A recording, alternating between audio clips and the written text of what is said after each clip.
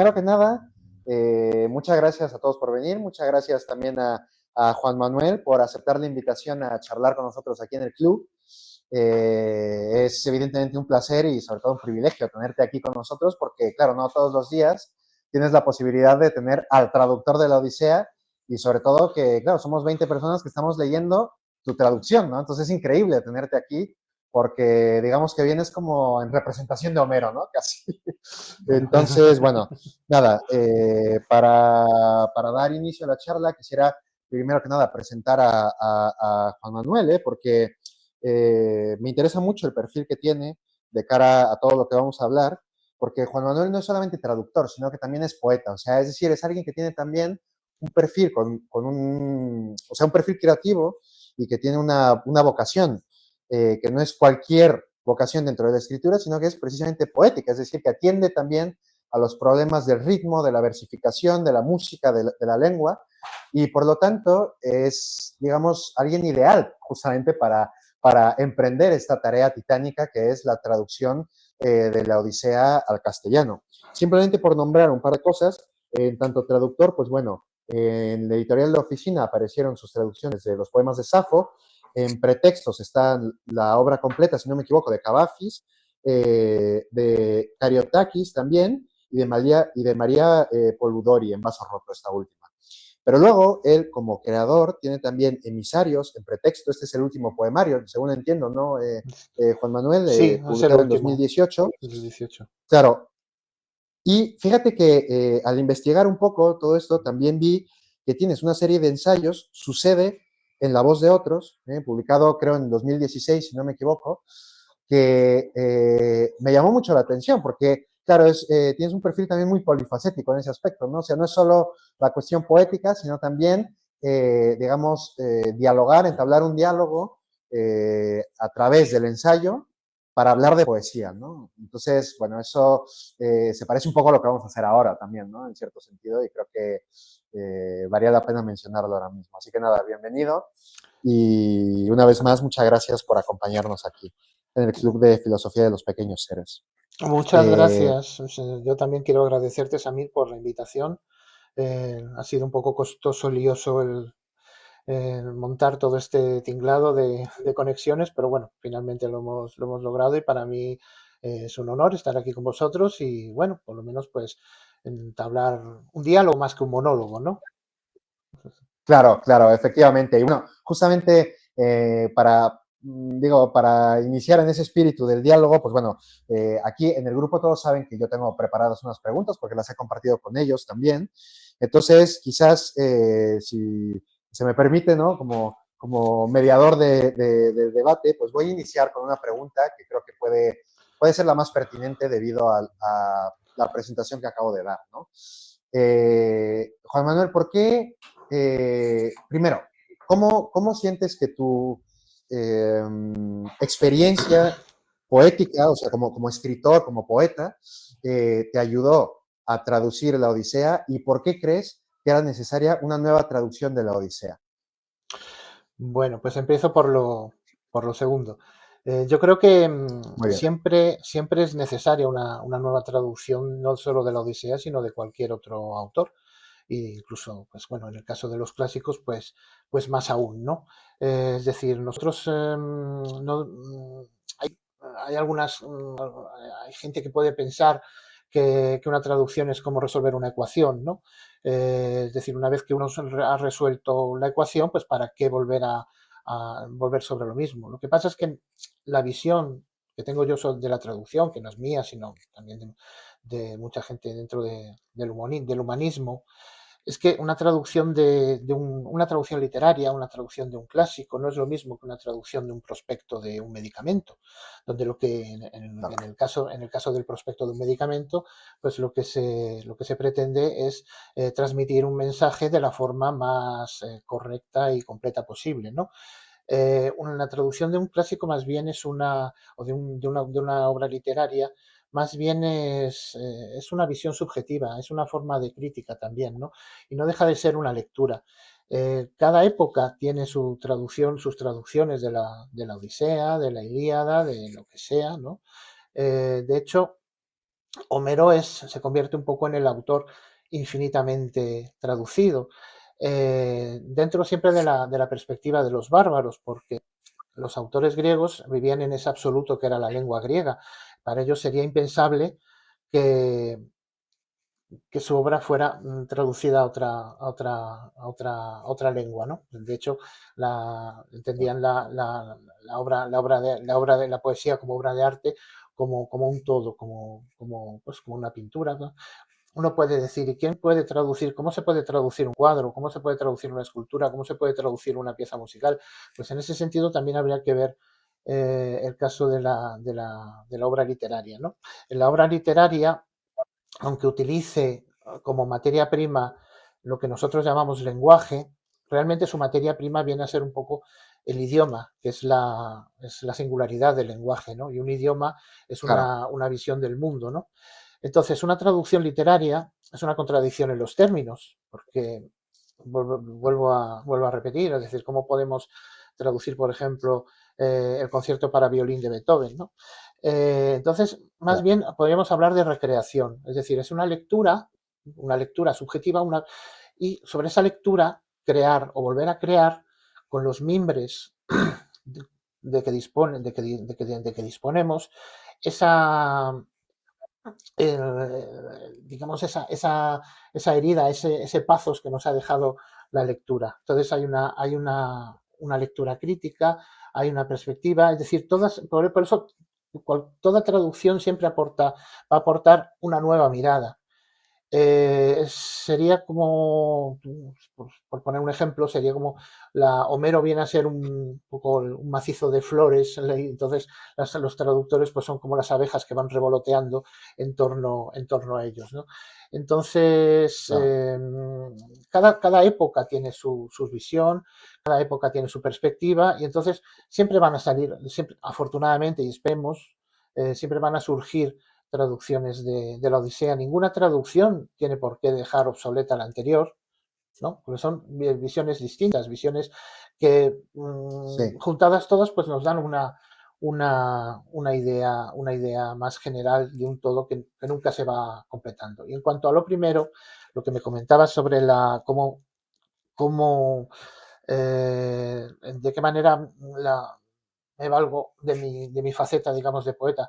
Bueno, hay un dicho que yo pienso que es una perogrullada, que siempre se suele decir que para traducir poesía se tiene que ser poeta, pero que no deja de ser una perogrullada, ¿no? Decir, es como si uno tuviera que sí, tener un carnet de poeta, ¿no? Es decir, yo es que realmente para traducir poesía hay que hacer poesía. Entonces, claro, y uno es poeta en la medida que hace poesía, buena, mala, regular o lo que sea, pero poeta al fin y al cabo, ¿no?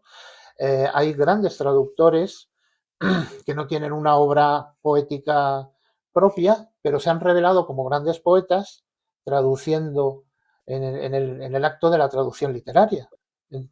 Con lo cual claro, concluyo que toda traducción literaria, toda traducción de una obra literaria, merece ser leída o de alguna manera tiene el destino de ser leída como obra literaria.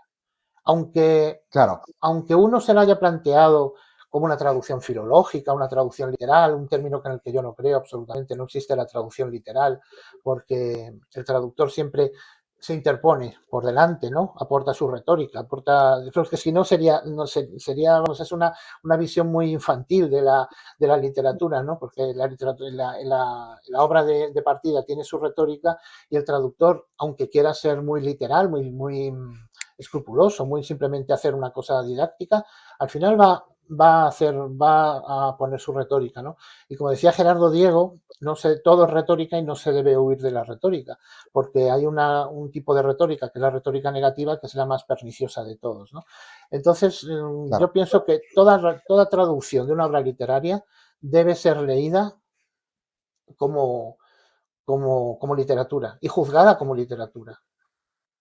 Claro, como un poema con su propia independencia, con su propia relación con el mundo en el que fue creado, etcétera, etcétera, ¿no? Entiendo Sí, que comentas, ¿no? Y entonces, claro, con respecto a esto que dices, ¿qué intención querrías o crees tú haber querer haber querido comunicar con tu traducción en particular, ¿no? O sea, con respecto, por ejemplo, a otras traducciones que tenemos en castellano, acaba de salir en Navada, si no me equivoco, la de Francisco Javier Pérez, o sea, tenemos varias en Ha castellano, salido ¿no? otra también Como, en hace poco en Argentina también.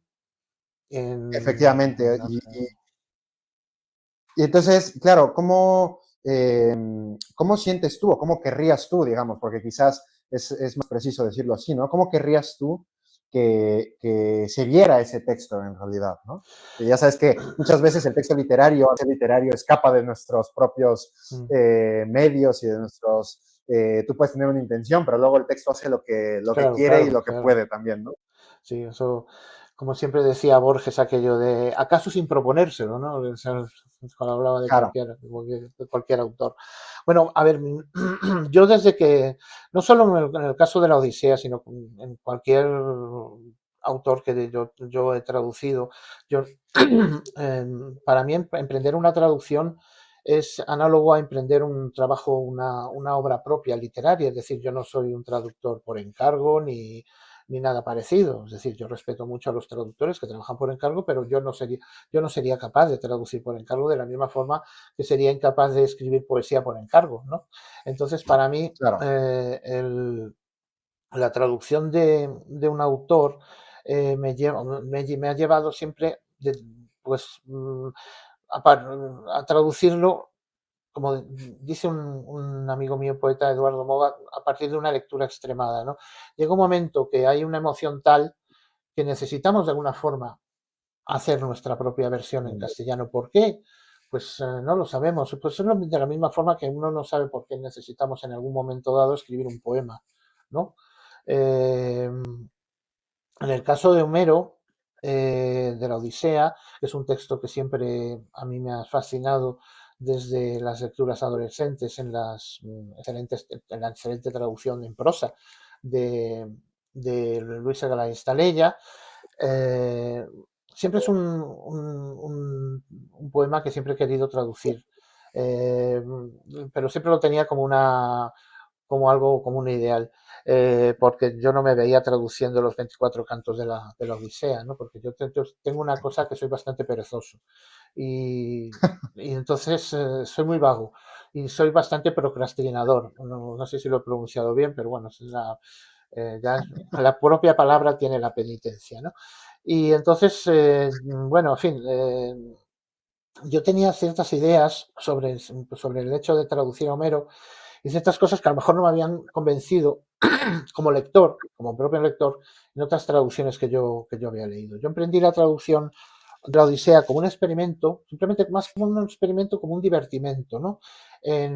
Cuando estaba haciendo la carrera, es decir, en los años de doctorado, al final de la carrera, pues yo ya estaba empezando a traducir a Safo también, y entonces, pues yo empecé a traducir el canto uno, pues por una serie de cuestiones que a lo mejor luego tocaremos más adelante en cuanto al tipo de la versificación, el ritmo, tal. Y entonces, sin darme cuenta, me lo pasé muy bien, pero ya había traducido el canto primero. Entonces, a partir de ahí, pues una profesora, Araceli Estriano, me animó a seguir trabajando en esa traducción. Entonces, bueno, fueron andando los años, me fui dedicando a ella intermitentemente, porque yo la acabé teniendo como una especie de cuaderno de bitácora del traductor, es decir, un lugar donde encontrar mis propias perplejidades ante el hecho de traducir poesía. Para mí era maravilloso, era una odisea en sí misma. Es decir, algo, como me decía una amiga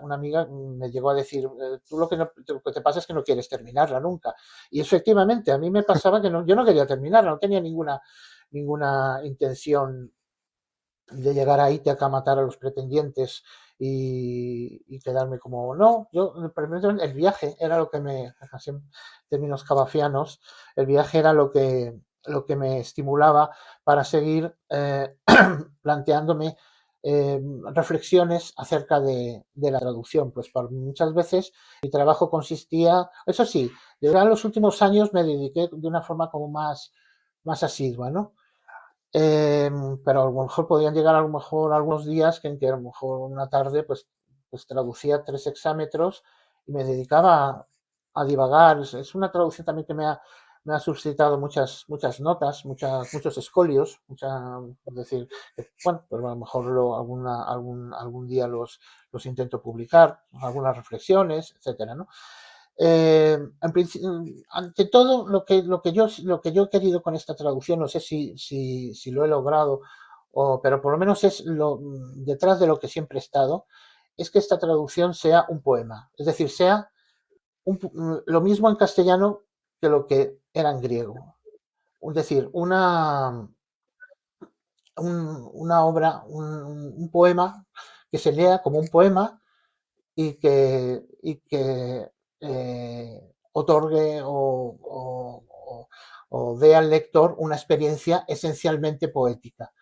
No una obra de consulta, no era mi interés hacer ninguna obra de consulta, de hecho por eso estoy muy alejado de otras odiseas que se han publicado ahora, pues que cada odisea encuentra su lugar y son todas legítimas, pero mi interés no era en absoluto hacer una obra de consulta, ni hacer una obra de consulta filológica,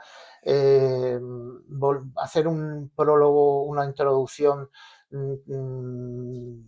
enorme con todos los datos que ya se... Eso se ha repetido mucho, es que además de alguna forma ya cansa también, ¿no? Eh, son es una serie de datos que están ya en los libros, se pueden acceder perfectamente a ellos y hay muy buenos libros sobre cualquier aspecto de la Odisea, incluso sobre la cuestión homérica, que eso da también para llenar dos bibliotecas, ¿no? Es decir, mi Claro, prólogo es un prólogo de autor, es un prólogo de subjetivo, es un prólogo, es decir, todo esto, que además ya lo había comentado con los editores de la oficina, con Elena Cortés y Arturo Leite, que siempre han estado, de alguna manera yo he conseguido terminar la traducción en gran medida gracias al apoyo que he tenido en estos dos editores, ¿no? En Elena Cortés, gran traductora además, Premio Nacional de Traducción, Arturo Leite, que es un catedrático de filosofía y gran experto en una serie de temas filosóficos y tal. Entonces yo siempre he tenido ese apoyo, ¿no? Y hablándolo con ellos también llegamos a la conclusión de que ese era el libro que queríamos hacer. Es decir, un libro para el lector de poesía. Incluso para el lector de poesía que no sabe que es un lector de poesía. Porque lo que claro, me está sorprendiendo que encuentro muchos lectores que a lo mejor no son lectores asiduos de poesía, pero me han dicho que, a ver, que es una cosa que a mí me hace mucha ilusión. Me dice que por primera vez han disfrutado leyendo la Odisea y se trata de una Odisea en verso que pretende ser un poema. Con lo cual, resumiendo, mi Odisea, entre comillas, lo que pretende ser es ante todo un poema, algo que se lea como un claro. poema, como una experiencia poética, una experiencia literaria. Insisto, no ni un libro de consulta, ni un tratado filológico, ni un tratado filosófico, nada, ni siquiera las notas. O sea, he reducido las notas a cero. O sea, hay Claro, dos notas en sí, el prólogo y tal. Es decir, yo quiero que eso aparte, sea algo que los lectores puedan llevar consigo de una forma más o menos manejable, ¿no? No el típico tomazo así. claro, Que además es que ya, cuando ya se sacan ese tipo de tomazos, ya de alguna manera, perdón, están reproduciendo los típicos cosas que ya están ya dichas en los libros muchas veces, porque Homero es un autor bastante estable, por así decir, ¿no? No es un autor sobre el que se haya creado en los últimos años, haya habido una revolución filológica en torno a Homero, ¿no? Es decir, sí, en mi caso de sí, mi claro, Odisea hay un trabajo filológico, naturalmente, porque yo soy filólogo, pero ese sí, trabajo queda pues un poco como los trucos de magia del prestidigitador. claro. Y todo esto que comentabas de, por ejemplo, de cómo enfocaron, ¿no? Junto con la editorial, tú mismo también, el tema de Perdón. la traducción y de la edición y demás. recuerda mucho a una forma de artesanía, ¿no? Y yo creo que eso aquí, por ejemplo, en el grupo, no sé si ustedes estén de acuerdo conmigo, pero yo lo he notado, en mi lectura yo he notado, por ejemplo, esa manera de tratar como una artesanía tanto el poema como la edición y demás. Y efectivamente, bueno, por lo menos yo como lector confirmo que hay algo muy placentero en entenderlo de esa forma y en leerlo de esa manera también, porque eh, claro, da gusto, ¿no? Leer a ese Homero, ¿no? Y conocerlo a través de esa versión poética. Pues claro, por ejemplo, existe la traducción de Carlos García Wall, Igual, que no es en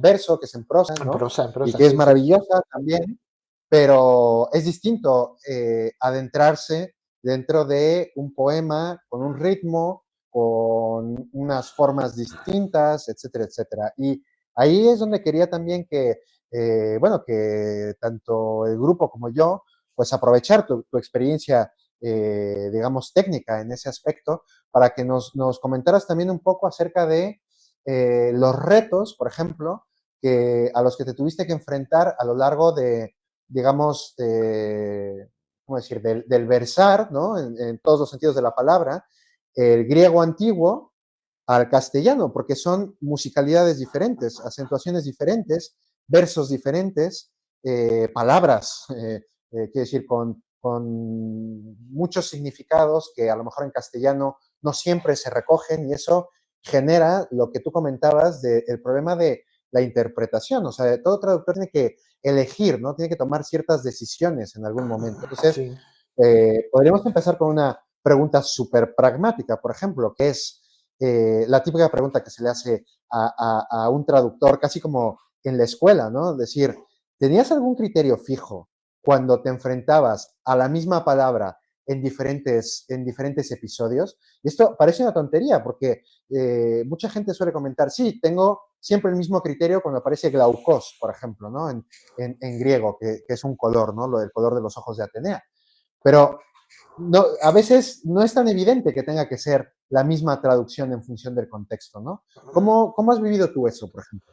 Bueno, eso además se añade en el caso de Homero, que es un autor que la obra homérica recoge lo que llamaríamos el,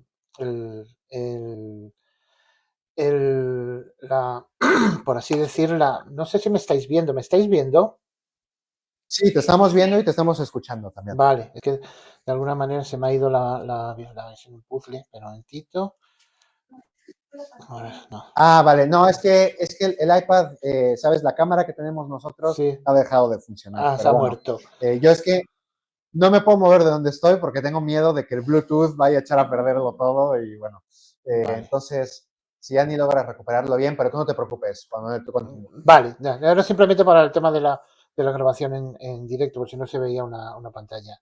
Bueno, yo como te Vale, estaba comentando, la lengua homérica, la lengua de los poemas homéricos, y eso se ha estudiado mucho y se ha comparado con otras épicas, curiosamente, ¿no? Con otras traducciones épicas.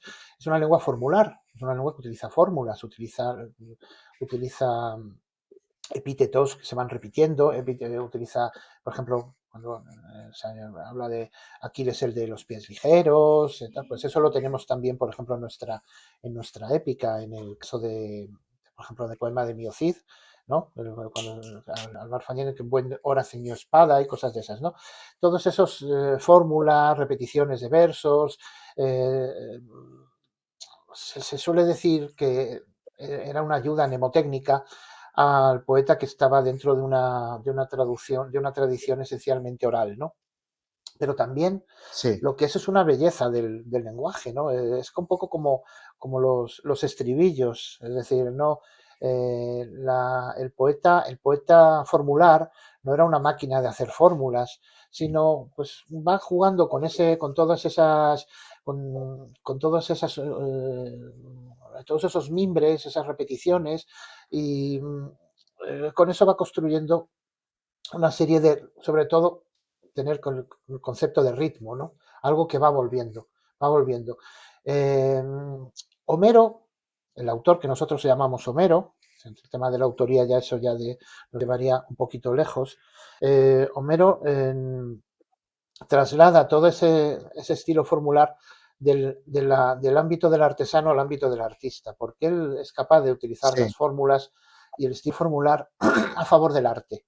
Es decir, pues es un poco como lo que hacía Lorca con la poesía tradicional, con la poesía, es decir, llevarlo al terreno del artista. Homero sigue siendo un autor formular, un autor que sabe utilizar y nada como pez en el agua dentro de ese maravilloso mundo de fórmulas, porque la gente puede decir, uy, qué repetitivo.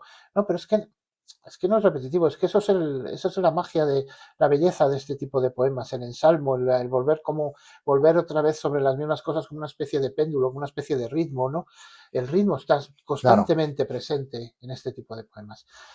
¿Cómo se enfrenta un traductor a esto? Pues evidentemente no se puede, lo que en Homero, bueno, el traductor corre el peligro de caer en el automatismo. Lo que en Homero no suena automático ni suena en absoluto forzado, curiosamente, sino que suena natural, suena mm, que prácticamente es como esperable, ¿no? Suena en el ámbito por el lado de la traducción, el gran peligro es que sonar forzado. Entonces, evidentemente, yo he utilizado muchas variantes, siempre he querido dar una idea de ritmo, una idea ritmada del poema, donde va volviendo las cosas, los epítetos, tal, pero no me han dolido prendas en muchos aspectos en utilizar variaciones. Por ejemplo, en el caso de las famosas, las combas naves, las cóncavas naves, a veces utilizo cóncavas, combas, enarcadas naves, claro. o las naves de coloradas proas o de rojos costados. Se va Claro. jugando con eso de una forma natural. Y también hay que tener un cuidado con el tema que yo creo que es una prevención que debe tener toda traducción, o sea, no solo de Homero, que hay que tener cuidado con los pequeños detalles y las palabras. Yo siempre digo que el mayor peligro que puede correr un traductor es entretenerse en las palabras, no es decir, en las palabras, como aisladas unas de otras, ¿no? Yo creo que Claro, una traducción debe aspirar a ser una cualidad emergente, pero eso, claro, en el fondo, como cualquier obra de arte o cualquier claro, obra que aspira a ser una obra de arte, es decir, una cualidad emergente donde el todo es superior a la suma de las partes. Es decir, es lo más importante desde mi punto de vista en una traducción es eh, encontrar el tono. El tono es lo que salva la traducción. No importa que hayas encontrado un gran hallazgo y además Homero es muy goloso para eso, porque está lleno de los epítetos, las formas. Bueno, pues hay un montón de momentos donde un traductor puede tener ganas de lucirse. Mira, yo he claro, encontrado, pues, por ejemplo, en el caso ya en el primer verso aparece la palabra polítropos, ¿no? Andra moyene pemusa, polítropon josmala polá, ¿no? Cuando habla del epíteto de Odiseo. Y claro, sí, incluso hace poco lo veía en Twitter, ¿no? A ver quién encontraba la traducción más bonita o más certera o más precisa o más vistosa para el polítropos, ¿no? Entonces eso es caer en la trampa totalmente. Eso, evidentemente, eso es como, para mí esas palabras son como la isla de Calipso, no nos dejan ir, no nos dejan seguir el viaje, ¿no? Nos entretienen, ¿no? Es importante traducir con precisión, más que precisión, que es un término como muy científico, yo lo dejaría de lado, más bien con justicia de alguna manera, ¿no? ¿Cómo sonaría eso dentro pues, de una poesía en castellano, ¿no? Porque yo también claro, comento muchas veces que yo creo que más que cuando se traduce poesía, es peor traicionar a la propia voz que hacer esa traición en teoría de la que habla el famoso adagio italiano, ¿no? Realmente la peor traición es claro, traicionar la propia voz y la lengua de llegada, que es lo más importante, es casi más importante, aunque parezca un poco burrada, la lengua de llegada, conocer la propia tradición literaria donde se está creando la traducción, que la lengua de partida. Evidentemente, la lengua de partida hay que conocerla mucho y bien, porque uno no se puede inventar la traducción. Pero es que Homero ya hizo su trabajo. Es decir, Homero no va a correr. Quien está corriendo peligro de caerse es en todo momento es el traductor. Entonces hay que nadar en esa tradición, conocer la tradición, porque la tradición es la balsa a la cual nos tenemos que aferrar. Por tanto, distraerse en cuestiones de si tal epíteto, tal no sé qué, tal cual. Evidentemente, uno puede sentirse orgulloso de, de ciertos hallazgos, como ha resuelto alguna cosa, o puede sentirse, bueno, bien, pero si no hay un tono que trabe todo, no se llega a conseguir la obra cerrada, ¿no? Y pongo un ejemplo, por ejemplo, con Cavafis. Cavafis es un poeta que ha tenido 100.000 imitadores. Y en teoría uno puede Sí. pensar que es muy fácil imitar a Cavafis, porque es una poesía, entiéndase, muy prosaica, en el buen sentido de la palabra, ¿no? Muy libre, muy jazzística, muy tal, ¿no? Pero, ¿qué es lo que hace a Cavafis especial? ¿O qué hace a Lorca, otro poeta que ha tenido muchos imitadores en su momento? Pues no son las palabras que utiliza, sino a la argamasa lo que mantiene unido lo que no se ve, por así decir, lo que mantiene unido el edificio. Eh, Y, el, y eso es, de alguna manera, como mi manera de ver la traducción literaria en ese sentido, ¿no? Juan Manuel, con esto que estabas comentando de el tema de no quedarse, ¿no? Atrapado en una palabra, en una isla, ¿no? Me hizo recordar aquel experimento que llevaron a cabo para intentar entender si la gente podía memorizar o no esa cantidad de versos, ¿no? Que que tiene la Odisea, porque ya sabes que una de las hipótesis de trabajo anteriormente era intentar saber si realmente los griegos se sabían estas cosas de memoria o no para saber si era un poema oral, ¿no? Cuando todavía no se sabía. Entonces fueron los investigadores a recuperar muestras de audio a los Balcanes, fueron a hablar digamos, con aedos, ¿no? Allá. Y una de las cosas que uno de los aedos les dijo durante el experimento de grabación, tal, les dijo justamente lo que acabas de mencionar tú, Juan Manuel. Esta idea de que, claro, le preguntaron a los investigadores, ¿cómo haces para recordar tanto volumen, tanto texto? Y dice, claro, es que tú piensas que yo me estoy aprendiendo palabra por palabra, pero comentaba el Aedo, es que yo me aprendo la musicalidad de las cosas, ¿no? O sea, él como diciendo, no me quedo atrapado en estas islas que comentabas tú, sino que yo estoy viviendo el ritmo y voy avanzando conforme a esa rítmica, ¿no? Que hablábamos que tiene Homero también. Entonces, es muy interesante lo que planteabas porque es un acercamiento oral a la poesía escrita, en realidad, de alguna manera, lo que nos estás planteando. Antes de darte pie a contestar la pregunta, tengo que decir algo muy importante, una cuestión técnica, que es que me está diciendo el Google Meet que en 10 minutos se va a cortar la llamada. Entonces, si se corta, pues volveré a llamarte. Vale, ¿Vale, Juan vale. Sí, Manuel? Te a enviaré mí la... también me ha salido también me ha salido la Vale, vale. cosas que pasan. Bueno, sí, sí, ya sabes esto. Pero bueno, por favor, adelante con el tema de esto que hablábamos, de la oralidad y demás. Sí, bueno, todo esto que comentas, que son, bueno, las investigaciones de Milman Parry, de Albert Lord, que ahí ves que todas las tradiciones poéticas están muy, que hay muchos vasos comunicantes, por así decirlo, ¿no? Para mí la poesía es esencialmente acústica, es esencialmente oral. Una poesía que no entra por el oído, eh, a mí me cuesta mucho digerirla. Es decir, yo creo que la poesía se digiere antes en el oído y luego en la cabeza, ¿no?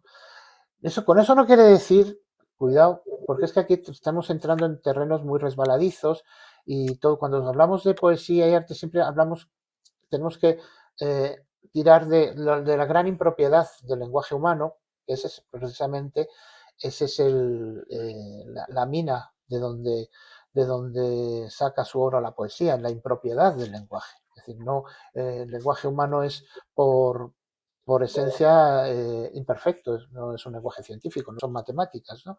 De ahí existen las metáforas y todo. Entonces, cuando yo he dicho eso de que la poesía entra por el oído más que por el cerebro, por la cabeza, por la mente, tampoco quiero decir que la poesía se reduzca solo a una cuestión de eufonía y de que suenen las cosas muy bien, porque entonces no, no es eso, no es un caparazón.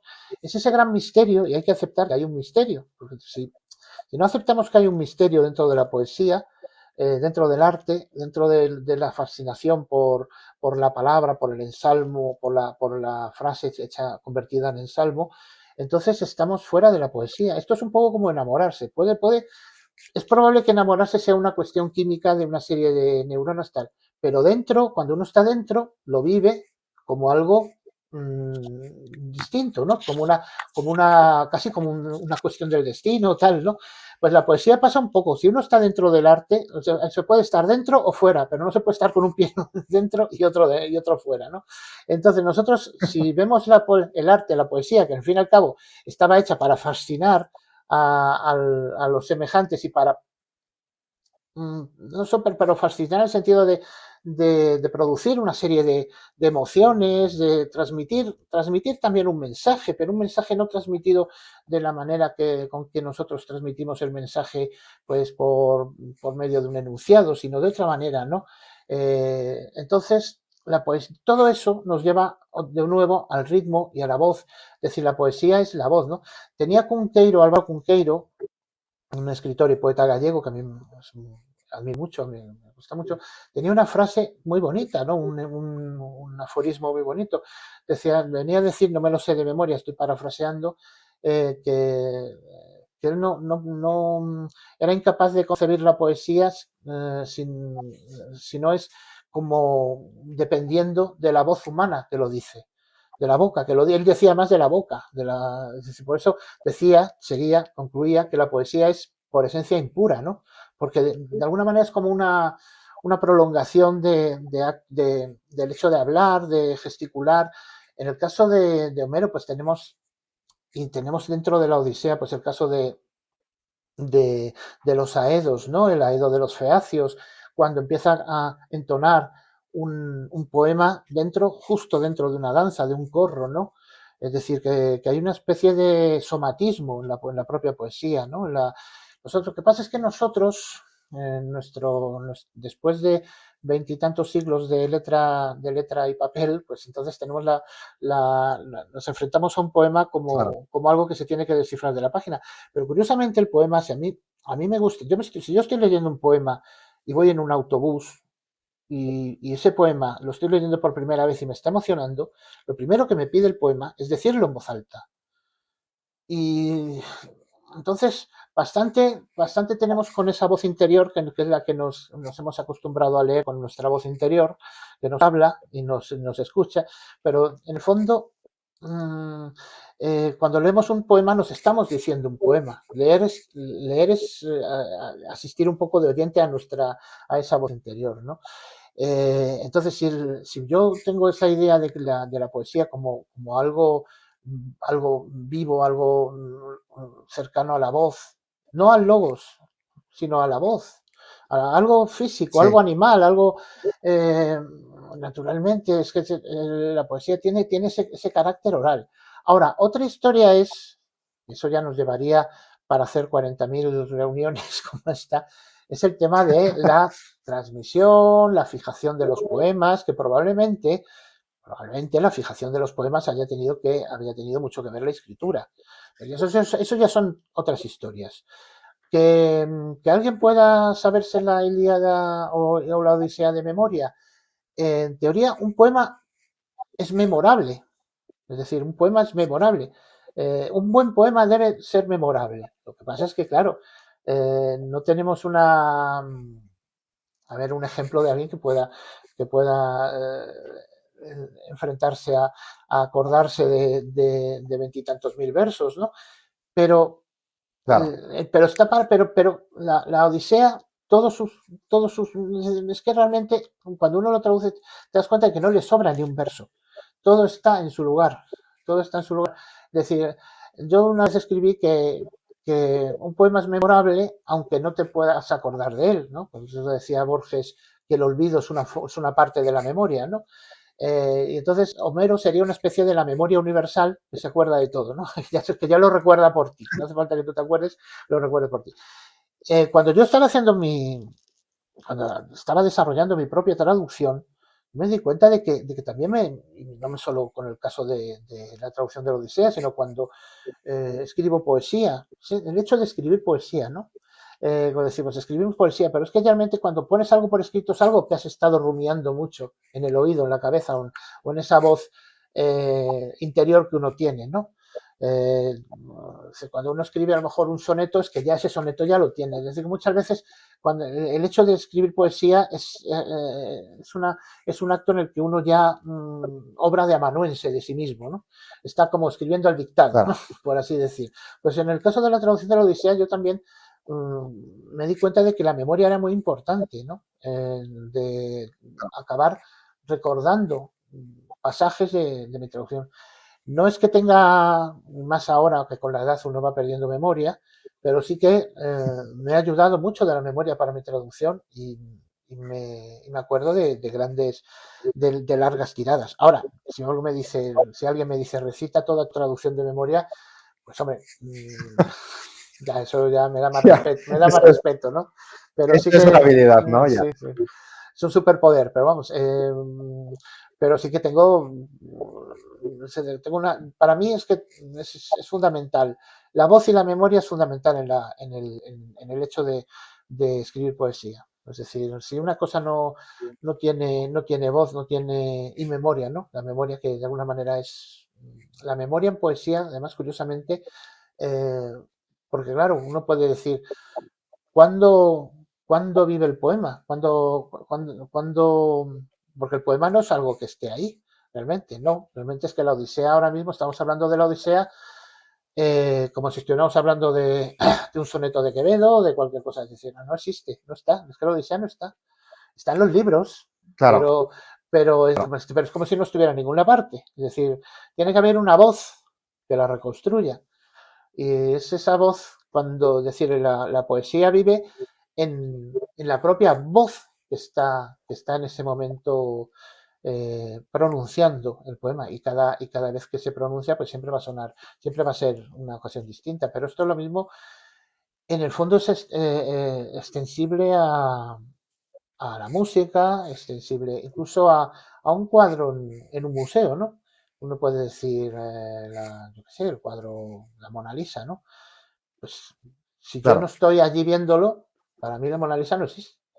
Es como decir, claro. bueno, es un poco subjetivismo, vaya, pero que en el fondo está así, ¿no? Es decir, siempre hay alguien que está sosteniendo la existencia de un cuadro porque lo está viendo, ¿no? Eh, Claro, claro.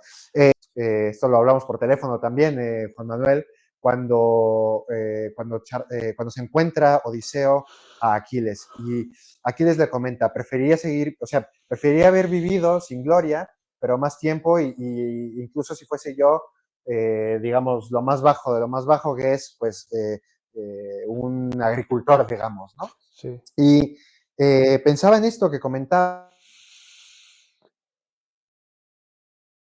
de la memoria, porque, o sea, fue la memoria en realidad, fue la fijeza de la memoria, que todo el mundo lo recordara. La gloria en realidad tiene que ver con esta cuestión de que los poetas te canten. Telémaco en el primer canto habla también de esto, cuando, digamos, entre comillas, manda a callar a su madre, que ella misma ha mandado a callar a Edo, ¿no? Y como diciendo, claro, no calles a la gente que da noticias. ¿Por qué? Porque quizás algún día de alguna manera darán noticias de mí también, ¿no? Entonces, ese tema de la memoria está articulado en muchos lugares de la Odisea, como sí. comentabas tú, ¿no? O sea, no es solamente en un tema formal, es también en un tema, digamos, del fondo, ¿no? De lo que trata el propio poema. Sí, yo creo que eso es la memoria es vertebral en la Odisea. Es decir, de hecho, el primer verso comparemos con la Ilíada, ¿no? ¿Cómo empieza la Ilíada? La Ilíada dice, canta, oh diosa, la cólera, coma diosa, no diosa, canta diosa la cólera del pelida Aquiles, ¿vale? Es decir, está haciendo una claro, invocación a la musa, a la diosa, para que entone ese canto, como algo sagrado, ¿no? Y que ese canto se le concede al cantor, pero como una especie de regalo de los dioses. La Odisea, porque la Ilíada es más, la Ilíada es una obra muy interesante, pero la Ilíada se mueve aunque es una obra de arte en sí misma que, que se ha alejado mucho de lo que era la épica tradicional, por lo que sabemos de la épica tradicional, pero se mueve más sí, con más facilidad dentro de los resortes de la épica, ¿no? De lo que nosotros conocemos claro, por la épica tradicional. La Odisea es una subversión, es decir, la Odisea viene a ser un poco como el Quijote de la claro, épica, ¿no? Subvierte todo utilizando de alguna manera los mismos mimbres. El primer verso de la Odisea, Andra moyene pemusa politro ponjos mala polá lance, está diciendo, háblame, pero ojo con el háblame, con el pronombre, háblame a mí. Es decir, yo ya tengo una claro, conciencia de poeta. Háblame, musa, etcétera. Es decir, esa musa a la que eh, eh, se dirige el poeta es la memoria, por así decirlo. Y es el primer motor. Pero luego, toda la Odisea funciona, porque la Odisea tiene una estructura narrativa muy compleja, se suele decir, bueno, muy moderna, claro, realmente, bueno, podemos decir moderna porque, pero realmente es que necesitaba esa estructura narrativa. Es una estructura narrativa, lo podemos ver un poco pues con el símbolo de la tela que está tejiendo Penélope, ¿no? Es decir, claro, una gran tela llena de hilos y la Odisea podríamos resumirla, podemos explicarla, es alguien en un momento dado le está contando a otro una cosa y es una narración que se está ramificando, ¿vale? Tienes, por ejemplo, cuando Telémaco viaja a, a Esparta, al palacio de Menelao, Menelao le cuenta sus aventuras. Los grandes, lo que el imaginario conoce por las aventuras de Odiseo, las está contando el propio Odiseo en la corte de los Feacios. Eh, en, claro, Está hablando en primera persona, está trasladando una... De hecho,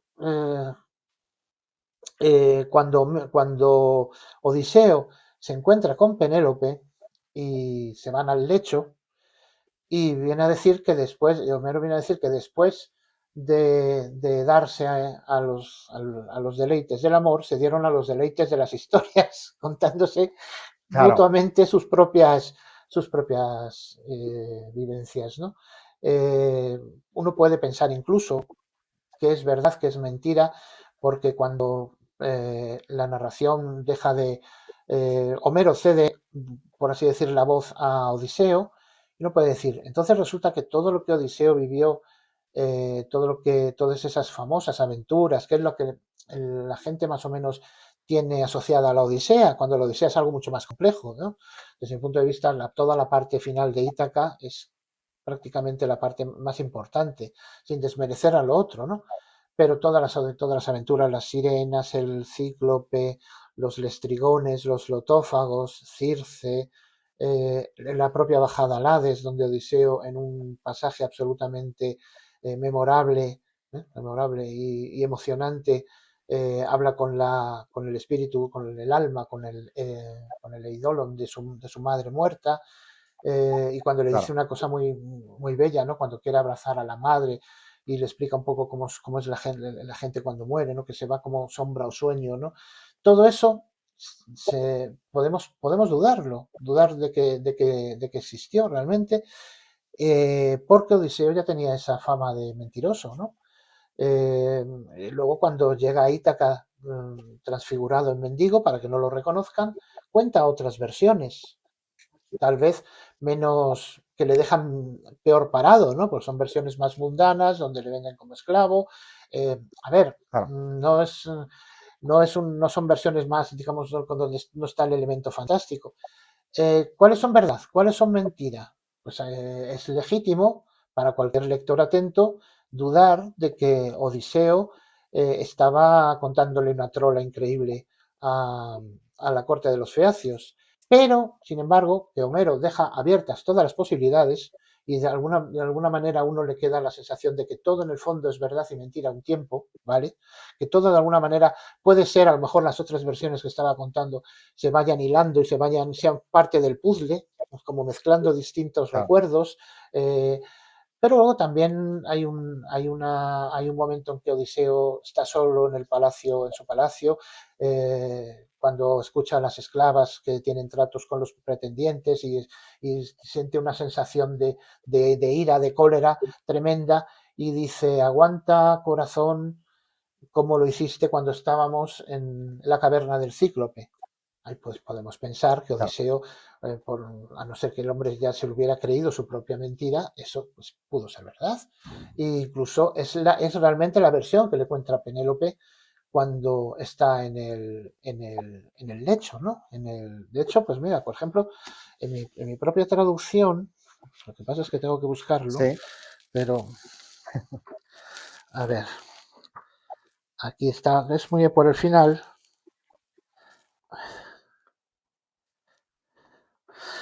Pues esto es cuando cuando Penélope y Odiseo pues se van a después de haberse reconocido mutuamente se van a se van al lecho, ¿no?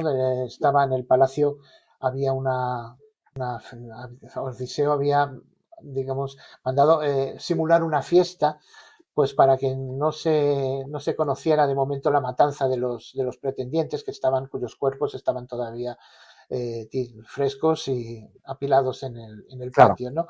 Porque realmente cuando Odiseo mata a los pretendientes está cometiendo un crimen, ¿no? Tiene que responder ante las familias, ¿no? Pero bueno, ya de alguna manera la fiesta ha terminado y se va cada uno a dormir, ¿no? Entonces, pues viene a decir, en tanto que conversaban así el uno con el otro, Eurínome y la nodriza, a la luz de las antorchas, les tendían en la cama las blancas ropas, y cuando hubieron armado con presteza el firme lecho, la anciana tornó a la casa con idea de acostarse, y Eurínome, la asistente de cámara, les condujo al lecho marchando al frente con una antorcha en las manos, y regresó a su aposento, y ambos se regocijaron de hallar la sede de su antiguo tálamo.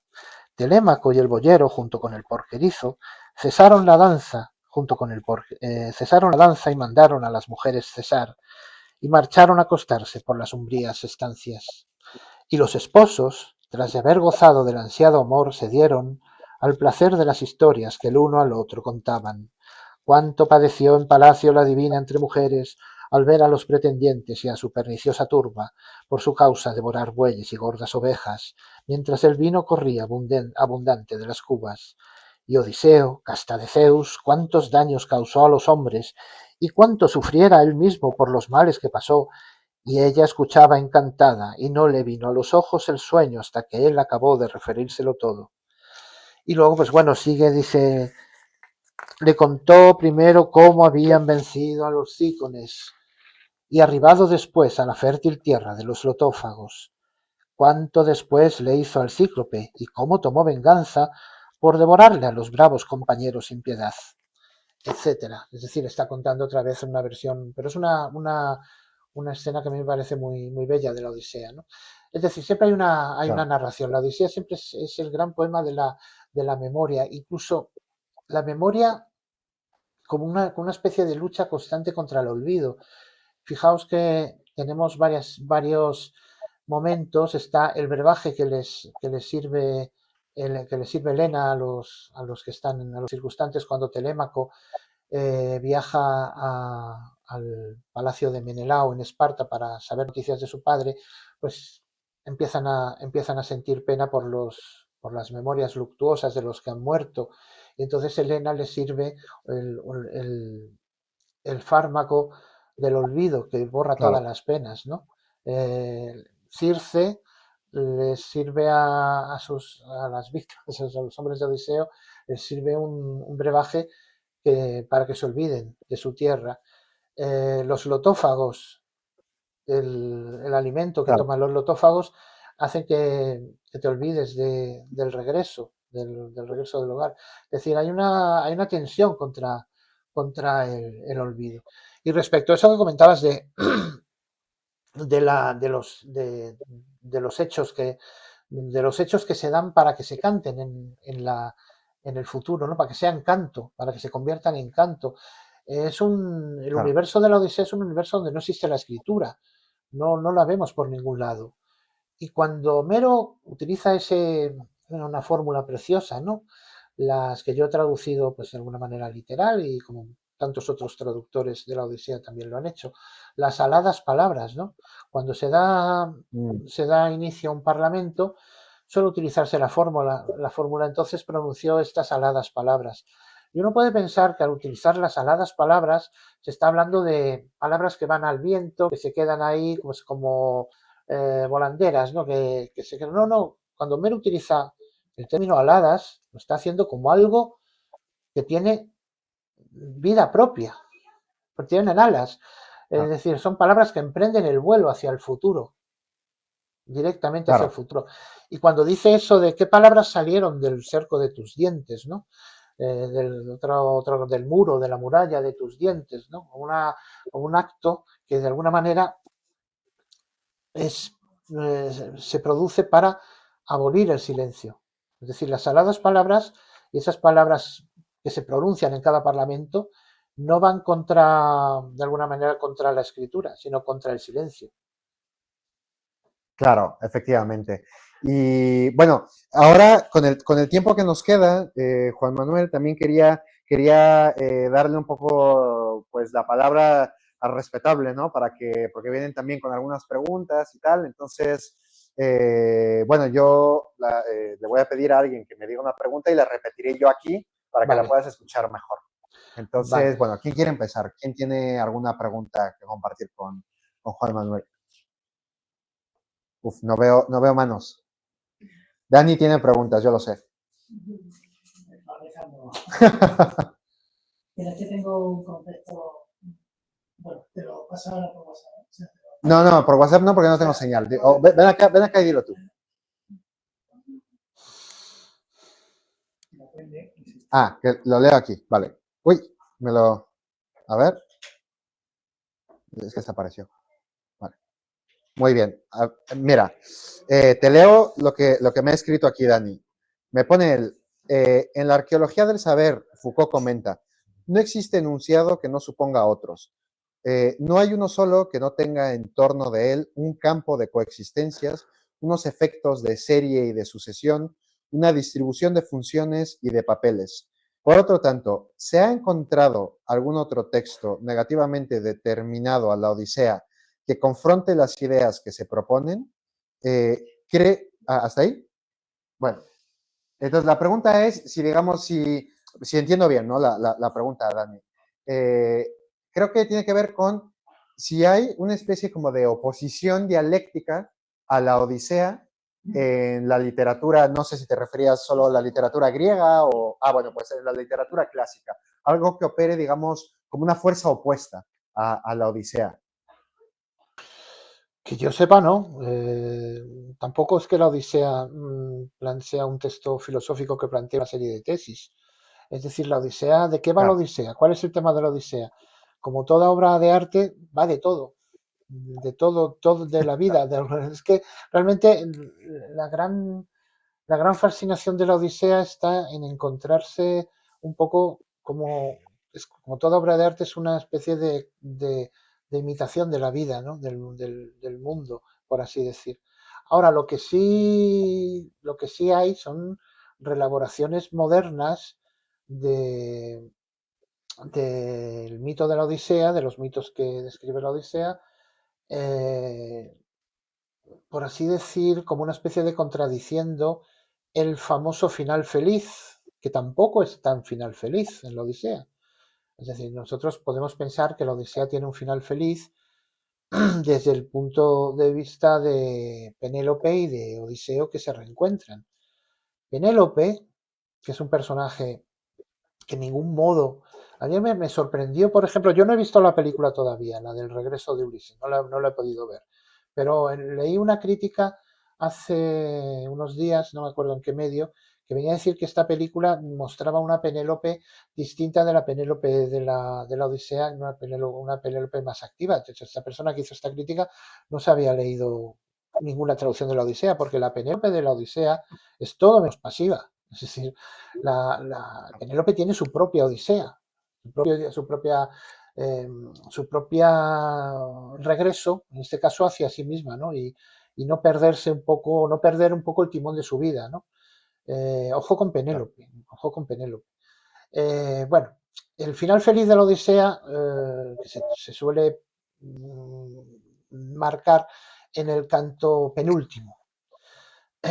Se suele decir también que el canto último, bueno, dentro de estas teorías que ahora ya la tendencia es más a moderarse con el tema de las interpolaciones y la famosa bola de nieve, ¿no? Está claro que la Odisea, con los matices que haya que dar, es una obra unitaria, ¿eh? Porque atiende a, a un proyecto totalmente unitario. Se suele decir que el canto último, el 24, era una interpolación. ¿Por qué? Pues porque acaba muy mal, o sea, no es que acabe mal, acaba como muy como con prisa, pero es que realmente es que no puede haber. A ver, me vais a perdonar, si yo imagino que con la Odisea a estas alturas hacer esto como se está de moda ahora decir la palabra spoiler, ¿no? Cuando resulta que la historia de la literatura es la historia del spoiler, porque realmente todo... Pero bueno, yo creo que no, que me vais a perdonar que pueda hacer un spoiler con esto, porque se trata de la Odisea y bueno, mal que bien, pues hombre, ya más o menos uno sabe cómo termina, ¿no? Cuando Odiseo mata a los pretendientes, se venga de los pretendientes, de las esclavas en palacio, ojo, en unas escenas tremendamente sanguinarias y tremendamente, vamos a decir, desprovistas de todo tipo de compasión, que recuerdan un poco a las grandes películas de la mafia, ¿no? Al Padrino, a Uno de los Nuestros, etcétera, ¿no? Es decir, Odiseo tenía que hacer algo y lo hizo como una, pues como algo, como una fatalidad, ¿no? Del destino, ¿no? Pues cuando mata a los pretendientes, mata a las esclavas que tenía tratos con ellos, además las ahorca a todas sin ningún tipo de compasión ni de piedad ni de clemencia. Pero naturalmente había cometido un crimen, porque eso no es decir, ala, vamos, volvemos, matamos a los pretendientes y yo me quedo de rey. No, porque a ver, los pretendientes evidentemente son un atajo de villanos, son unos villanos además muy humanos, porque están muy bien dibujados, no son villanos de resorte, no, son unos cabrones, pero más es que esos son personajes con los que uno se puede topar cualquier día de su vida a la vuelta de la esquina. Son grandes, o sea, hace Homero hace un dibujo de estos personajes de una forma maravillosa, ¿no? Bueno, pues evidentemente Ulises, o sea, Odiseo sabe que tiene que rendir cuentas a sus familias, ¿no? Y entonces en el último canto pues se produce pues un amago una batalla, ¿no? Entre la facción de Odiseo y las familias de los pretendientes, resumiendo mucho. Pero es que el canto último me parece de una modernidad increíble porque acaba como, por así decir, con un pacto en el aire, como viene Atenea y viene a decir una cosa, dice, a su casa todo el mundo, y ya está bien. Y Odiseo de repente se pierde. Es decir, no le queda es un final antiépico, porque no le queda ni tiempo para dar un discurso final, ni nada. Es una sensación como sin énfasis, es como un final totalmente sin énfasis, ¿no? Evidentemente, en el canto anterior estaba pues todo esto, como lo he leído, el reencuentro de Penélope con Odiseo y bien, ¿no? Vale. Entonces bueno, un cierto tendencia de la literatura, sobre todo moderna o contemporánea, a fantasear qué habrá sido de Odiseo después de ese final feliz, o por lo menos un final feliz con Paradiña, por así decir, ¿no? Y entonces, pues bueno, tienes con bemoles. entonces tienes el ejemplo de Dante, ¿no? ¿no? Ese Odiseo que pues, al final acaba volviéndose a la mar y sigue navegando hacia Occidente, hasta que al final pues es castigado. Y Sí, luego hay un poema que retoma esa idea de no solo de Dante, sino de Tennyson, que lo retoma Cavafis en un poema que se llama Segunda Odisea, que viene a ser como una especie de parodia de la Odisea, porque viene a ser una parodia de ese final feliz de la Odisea, ¿no? Es decir, bien, llega Odiseo, que de alguna manera también ese poema es un poco la génesis de su poema Ítaca, ¿no? De Cavafis, ¿no? La tesis de su poema Ítaca viene a ser que lo importante es el viaje, ¿no? Entonces, sí, claro, lo que pasa es que la Odisea también está presente, esa melancolía final, por eso ese canto tan doloroso, ¿no? Esa sensación de que cuando uno llega a Ítaca, entonces, y luego, ¿y ahora qué? Pues claro, ahí está claro. también Pero eso me recuerda mucho, probablemente se inspiró bastante en esa estructura, El Señor de los Anillos de Tolkien. Tolkien era un gran, bueno, después salieron todo el rollo de las películas y todo eso, pero en fin, pedí el expolio que le hizo su hijo y todo eso de todas las cosas que había escrito, tal. Pero a mí Tolkien es un autor que me ha interesado mucho, sobre todo en mi adolescencia. Era un gran germanista y un gran digamos, bueno, y un gran mitógrafo, por así decir, ¿no? Y ese final melancólico, esa coda melancólica, ¿no? Donde realmente han hecho su trabajo, pero luego queda una sensación de vale, pero es el gran destino del ser humano, ¿no? Que llegas, concluyes algo y es la melancolía del terminar, ¿no? Del terminar. Y entonces, ¿y ahora qué va a ser de mi vida? Que ya he hecho mi Claro, trabajo. Entonces, Cavafis explota esa idea en Segunda Odisea, cuando llega un momento que Odiseo se cansa del cariño de todo, de estar haciendo tal, se coge, se embarca y se va por ahí a recorrer mares. Cuando sí, realmente la Odisea ya, a mí me gusta mucho esa, digamos, premonición de Tiresias en el Hades, cuando le dice que llegará a un lugar donde nadie conocerá el mar, ni habrá oído, ni habrá visto el mar, y entonces en ese momento, cuando alguien confunda el remo que llevas a la espalda con un aventador de mieses, un aviento de las mieses, pues ahí es donde tienes que hincar el sí, remo y quedarte, ¿no? Es un poco como una especie de metáfora de envejecer, ¿no? Alejarse del mar, ¿no? En fin, la claro. Odisea ya tenía esos resortes. Es que es muy compleja la Odisea para que salga una anti-Odisea de alguna manera, ¿no?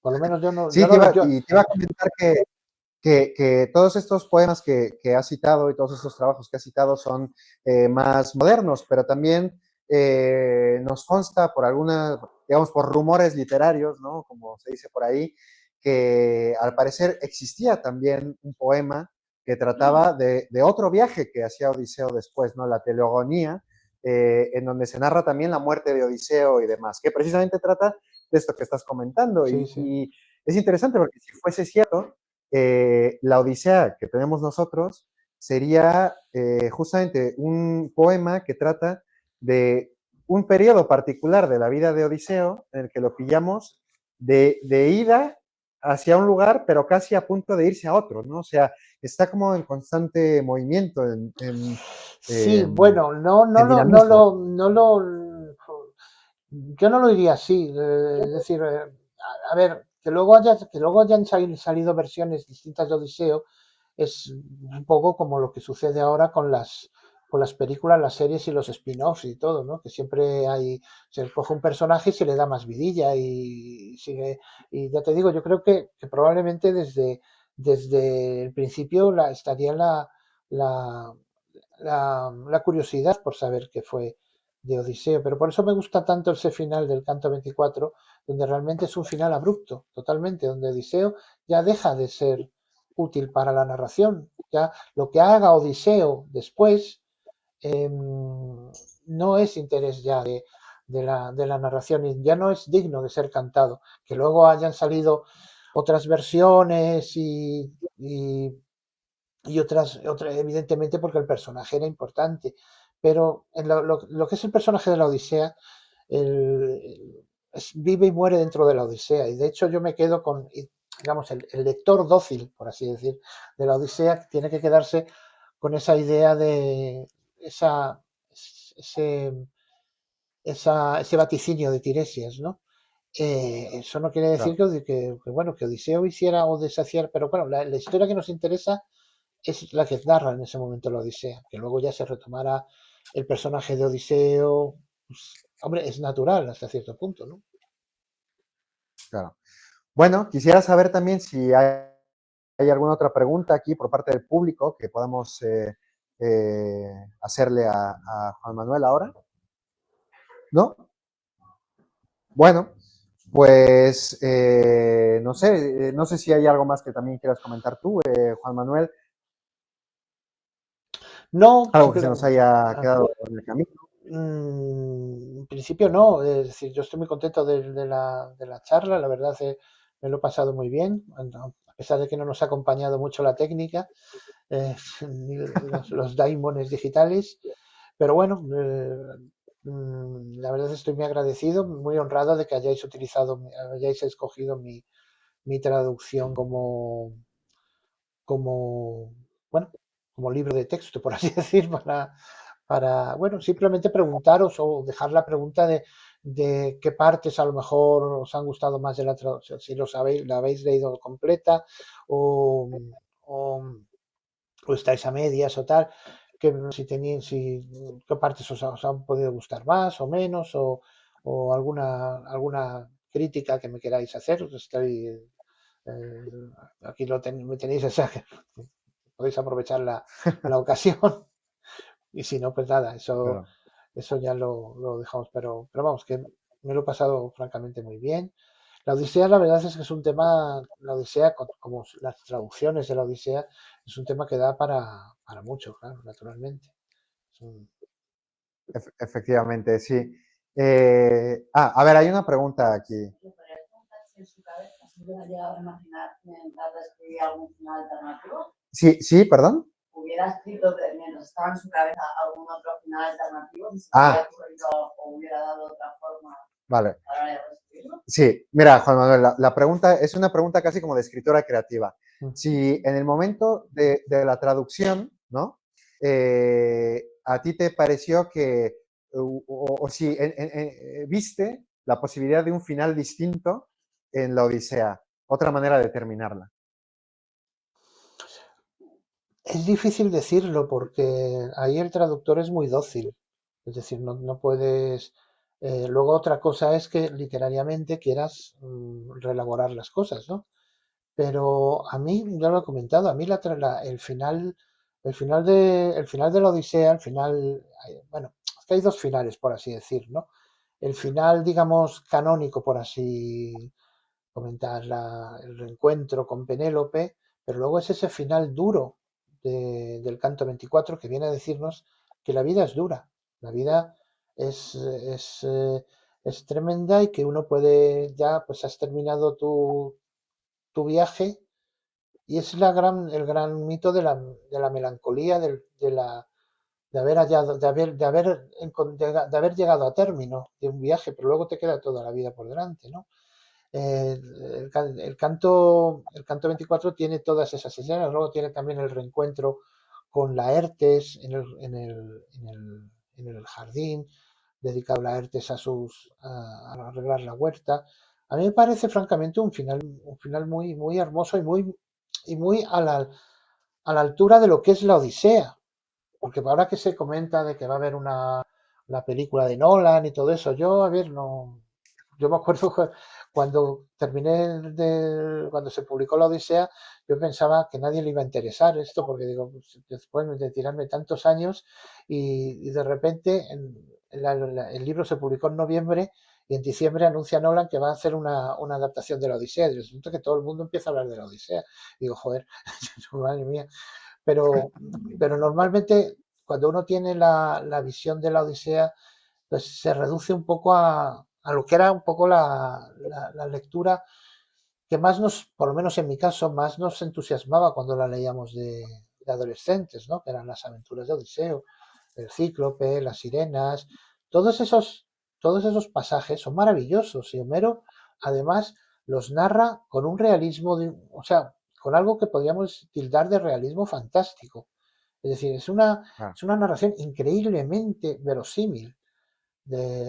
No es, y luego además el hecho de que, por ejemplo, las sirenas no aparecen físicamente en la Odisea, aparece su voz, ¿no? Pero no, sí, y además esa calma que, que precede, de hecho, una de las etimologías que se ha postulado para el término sirena esté relacionado con la estrella Sirio, que es la estrella de la canícula.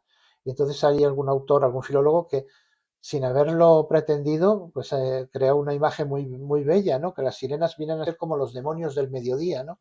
En el mar en mm, calma, ¿no? Una especie de alucinación que uno tiene en, en esa mar en calma, quieta, con ese cielo totalmente limpio y luego, por otra parte, las sirenas, el canto de las sirenas tientan con el conocimiento absoluto, ¿no? Que es ah, un gran, un gran cebo, ¿no? Bueno, todos, y luego ah, el hecho de que, por ejemplo, Odiseo, cuando los llevan los feacios de vuelta a Ítaca, los llevan dormido. Eso no deja de ser un hecho simbólico bastante importante, ¿no? Pero claro, la Odisea se expande muchos más. Es decir, la Odisea, realmente cuando uno dice, la Odisea cuenta la historia del regreso de Odiseo, no, no es bien, yo no es únicamente la parte más importante, el regreso de Odiseo a Ítaca, porque es que la Odisea comienza en Ítaca. Es decir, no efectivamente. comienza con Odiseo diciendo, ay, tengo que volver a Ítaca, qué añoranza siento por mi patria. No, no, comienza en una Ítaca absolutamente decadente, en manos de los pretendientes, que son todos bueno, unos rufianes, un vacío de poder increíble. Bueno, un realismo muy palmario, ¿no? Y faltan en cuatro cantos, o sea, tardan cuatro cantos en aparecer Odiseo, ¿no? En la isla de Claro, Calipso. Entonces, y luego ya al final vuelve a ser esa Ítaca donde Homero pasa de un realismo fantástico a un realismo que podríamos llamar de sucio, ¿no? Es decir, pasa de entonces, sí, sí, el encuentro con el perro Argos cuando lo describe que está lleno de garrapatas, es tremendo, ¿no?